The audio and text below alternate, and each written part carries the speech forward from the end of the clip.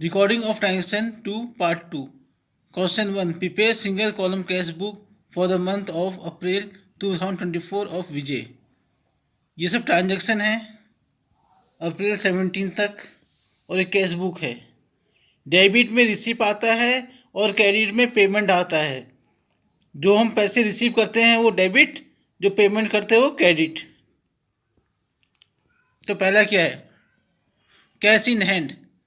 तो ये to balance brought down करके आएगा अप्रैल 1 डेबिट साइड में, टू बैलेंस ब्रॉट डाउन 80,000।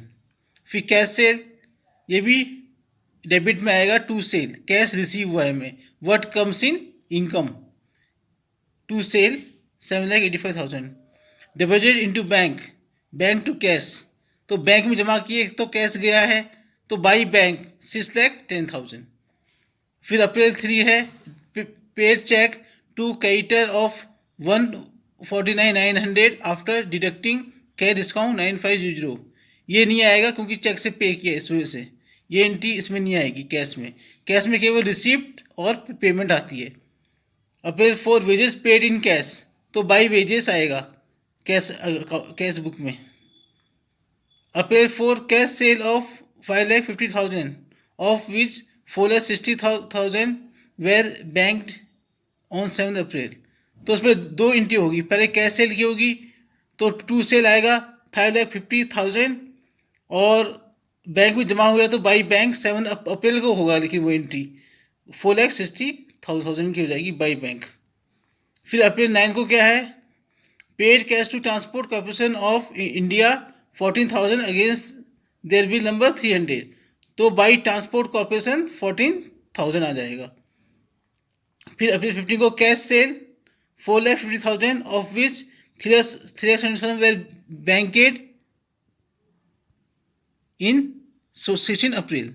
तो इसमें भी दो एंट्री आएगी, तो पहले आएगी टू सेल वाली जो रिसीव हुआ है 4,55,000 की, और बाई बैंक होगा अप्रैल 16 को 3,70,000।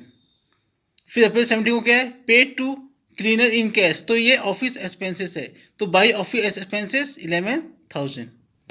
आधी एंट्री पीछे है। और आपको ये कैश बुक बनानी होगी एक साथ। यहाँ मैं केवल समझाने के लिए ऐसा कर रहा हूँ, ठीक है। आपको एक साथ बनाना है पूरा कैश बुक एक पेज में पूरा। फिर अप्रैल 90 कैश सेल आएगा, तो ये भी डेबिट होगा, टू सेल से 3,45,000। अप्रैल 20 का डिपॉजिट कैश इनटू बैंक, ये बाई बैंक होगा 2,25,000 से।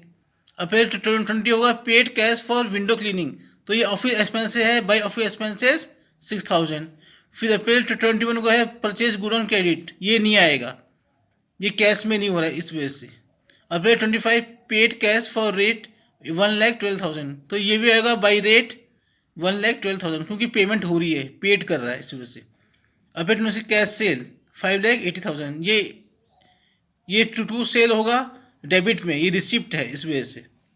April 28 paid cash to Dharma a creditor after deducting discount 1,500, तो 29,000 क्या होगा, पेड हो रहा है, तो भाई धर्मा आएगा अप्रैल 28 को 29,000।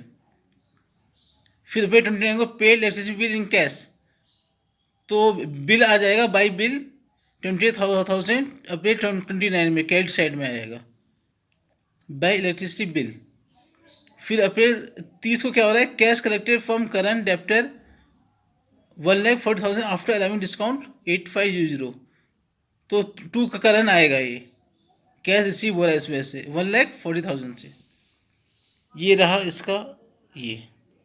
अब हम क्या करेंगे, डेबिट साइड का टोटल करेंगे, कितना आएगा 29,35,000। अब क्या करेंगे, उसमें से क्रेडिट का माइनस करेंगे जितना भी है पहले पेज का और दूसरे पेज का टोटल, और जो बचेगा उसे लिखेंगे बाय बैलेंस क्रेडिट डाउन। कितना आ रहा है 10,02,000, और फिर नीचे लिखेंगे मई 1 टू बैलेंस ब्रॉट डाउन 10,02,000। तो ये हो गया सिंगल कॉलम कैश बुक। तो मेरा टॉपिक यही ख़त्म होता है। यदि मेरा टॉपिक इन्फॉर्मेटिव लगा तो चैनल सब्सक्राइब कर लेना और लाइक दबा देना। थैंक्स।